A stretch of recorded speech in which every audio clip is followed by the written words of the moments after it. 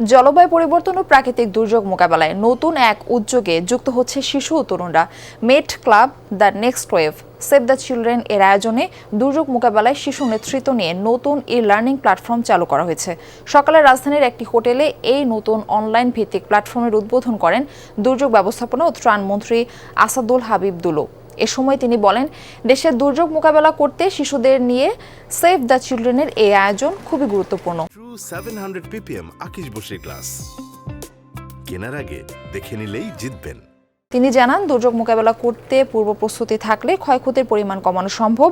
দুর্যোগের পূর্ব প্রস্তুতি, দুর্যোগ চলাকালীন সময় শিশুদের করণীয় নিয়ে এই কার্যক্রম শুরু হয়েছে। ভবিষ্যতে এই কার্যক্রম প্রতিটি স্কুলে, কলেজে চালু করার বিষয়ে কাজ করবে মন্ত্রণালয়।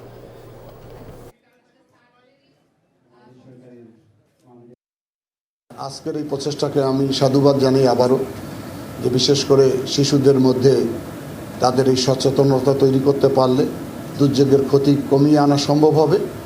এবং আমরা বিশেষ করে শিশুদের মাধ্যমে অভিভাবকরাও কিন্তু লার্ন করতে পারে, শিখতে পারে। শুধু 3টি জেলায় নয়, পর্যায়ক্রমের জন্য বাংলাদেশের 64 জেলায় প্রত্যেকটি শিক্ষা প্রতিষ্ঠানে এই কার্যক্রম ওনারা চালু করেন এবং এ ব্যাপারে আমাদের মন্ত্রণালয় যত ধরনের সহযোগিতা আমরা তাদের ধন্যবাদ জানাই।